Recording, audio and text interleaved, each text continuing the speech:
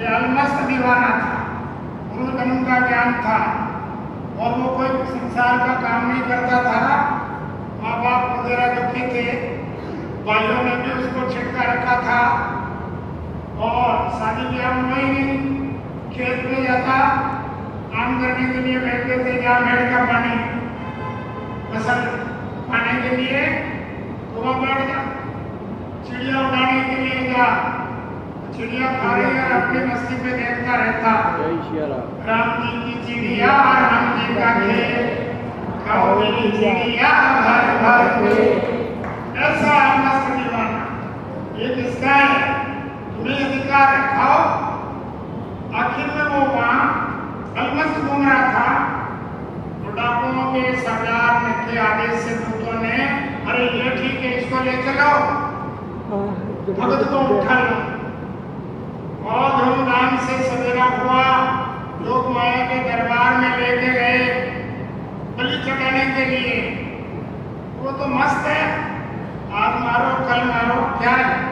तो जो माया के सामने खड़ा हुआ, ध्यान मार्गी, अवधूत योगी, गुरुजन का संस्कारी, तपस्वी, अध्यात्म का ज्ञान पूर्ण था। और जैसे ही मारने के लिए डाकुओं का सरदार आता है, तलवार उठाता है और काली माँ की मूर्ति पड़ती है और उसमें माँ माला अष्टभुजाधारिणी भद्रकाली प्रकट हो जाती है। सावधान, ये परम भक्त है, ये बलियों के नहीं है। तुम परमात्मा के भक्त को लेके आए तो तलवार छीन करके उन सारे डाकुओं का ही मस्तक काट दिया भद्रकाली ने और सिर पे हाथ रखा, बेटा खुश रहो, तुम जाओ, तुम आजाद हो। ये इनकी करनी का फल इन्होंने भोग लिया। तो वहां से रवाना हो करके भी नहीं गए। देवी मंदिर से सीधा इक्षुमती नाम की नदी है, उसके किनारे किनारे चले गए। संयोग से सोवीर देश का राजा, सोवीर देश का राजा वहां ब्रह्मावृत क्षेत्र में ऋषियों का ज्ञान सुनने जा रहा था। रघुगण जिसका नाम था, तो वो ज्ञान सुनने के लिए जा रहा था। पालकी में बैठ के राजा जा रहा है, लेकिन पालकी उठाने वाले कहार में से किसी एक की तबीयत गड़बड़ा गई, तो किसी कहार की जरूरत पड़ी, तो वो कहार के बदले जड़ मर्द को उठा ले, चल यहाँ से कुर्सी उठ। राजा की कुर्सी उठा तो वो कंधे पर कुर्सी तो आगे पर तो ले लिया, डंडा कंधे पे, और वो अलमस्त चाल चल रहा है। अब वो पालकी डुल रही है तो राजा कह रहा, खबरदार, मेरा खौफ नहीं है क्या?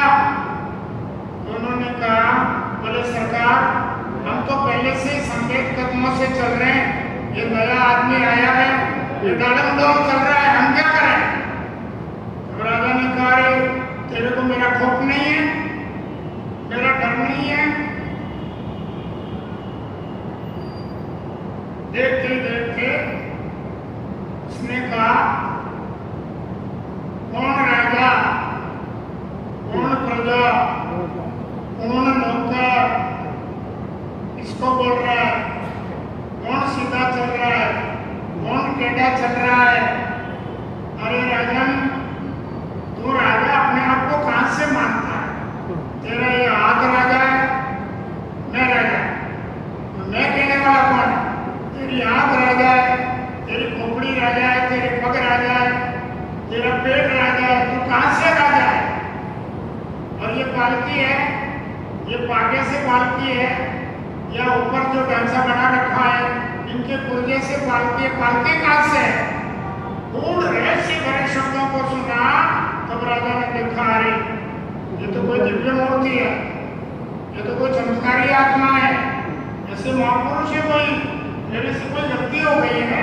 तब राजा पालकी से नीचे उतरा, किम तुम निगूढ़ विचरसी, प्रभु आप रहस्यमय गूढ़ रहस्य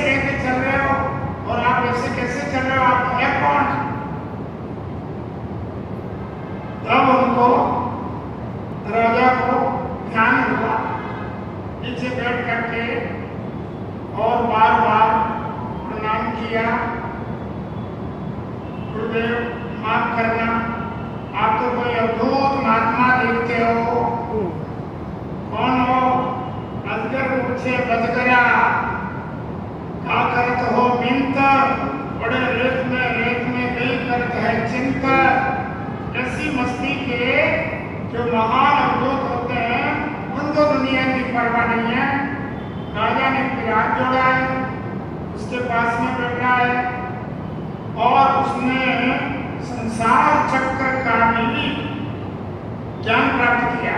संसार चक्र को भवाटवी कहते हैं।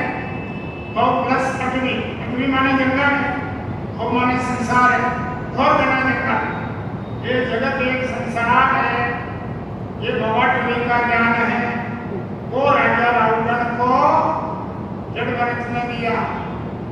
वो राजा राहुगण जड़ भरत से पूर्ण ज्ञान लेकर के और वो अपनी राजधानी में चला जाता है। शेष प्रसंग जड़पट का और है, नरकों आदि का वर्णन है और जीवात्मा की ऊंच नीच गतियों का वर्णन है। वो आपको आगे का कल के सत्र में सुनाया जाएगा। ठीक 12 बजे, 1 मिनट भी आगे नहीं गया, 1 मिनट बैठा ध्यान रखना। फिर भी मैं अपनी मर्यादा में ठीक धीर खंड से आगे बल में 5-10 अध्याय पीछे हूँ तो कवर कर लेंगे, आड़दोड़ होगी नहीं। धीर कंठ से, शांत चित्त से और आत्मसात करके आपको एक भागवत सुनाया जाए। पुरुषोत्तम भगवान का महिमा,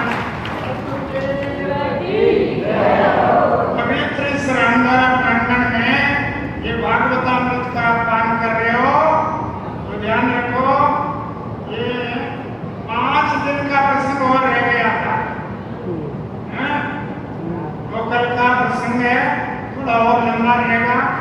फिर परसों तक भगवान का प्रागट्य हो जाएगा, नंद नंदन आएगा, वृंदावन यहाँ पाली में आ जाएगा, सारी मथुरा भी यहाँ आ जाएगा, सारा आपको जगह दृश्य दिखा दिया जाएगा।